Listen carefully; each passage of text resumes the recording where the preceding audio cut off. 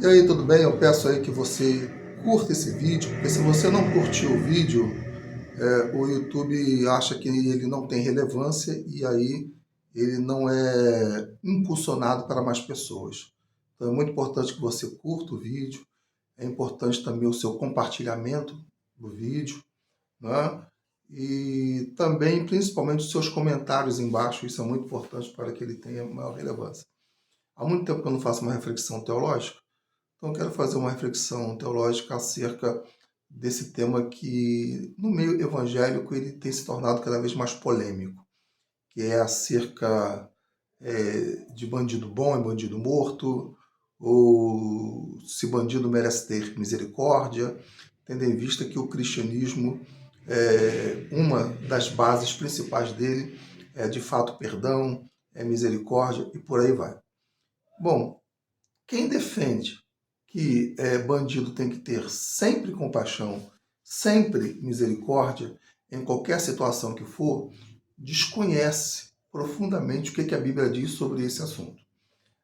Em primeiro lugar, a gente quer dizer o seguinte: numa questão de defesa pessoal, o crente ele pode se defender, né? Se um bandido estiver entrando em casa e colocando a sua família em perigo, em risco, né? E aí o chefe da casa não tem outra opção a não ser tirar a vida do bandido, a Bíblia é taxativa em dizer que sim, isso pode.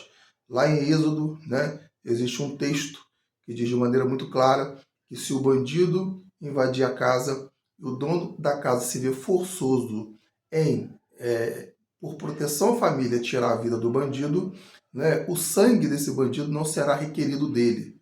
Ou seja, ele protegeu a sua família. Uma outra coisa também é que as pessoas desconhecem a história, né, tanto do Novo Testamento quanto do Velho Testamento.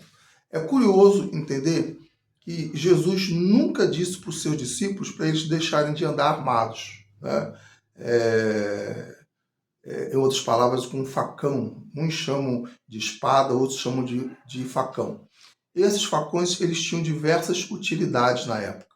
Uma delas era exatamente para se proteger de salteadores, de bandidos. Como vocês sabem, não havia carro, não havia avião, as pessoas andavam quilômetros, dias após dias, em lugares escuros. E eles precisavam ter uma arma para se defender. Então, lá no finalzinho, quando Jesus é preso, né, você vê nitidamente que Pedro ainda tinha uma daquelas espadas ou daquelas facas enormes, grandes, e aí pegou e cortou a orelha do servo Malta, dando a entender assim que Jesus nunca pregou contra a autodefesa, né? Isso é fato, né? Agora, Jesus pregou contra pagar o mal com o bem, melhor, pagar o bem com o mal. Em que sentido ele está querendo dizer?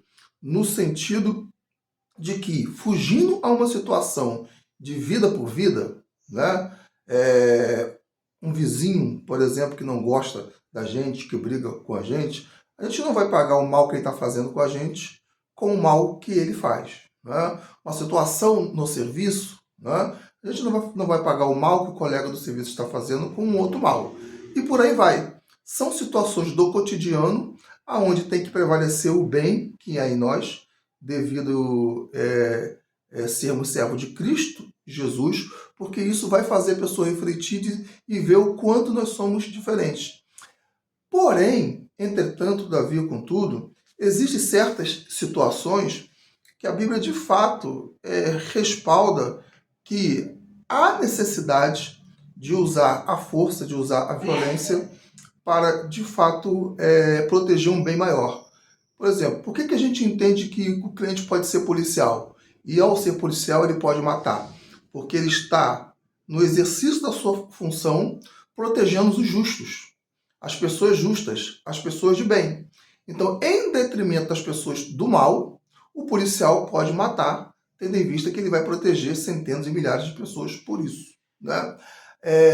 Aí vem a questão seguinte: bom, então eu não sou policial, não sou soldado, aí eu tenho que perdoar o bandido que assaltou e matou ali por causa de uma cervejinha ou por causa de um cigarro ou por causa de um celular.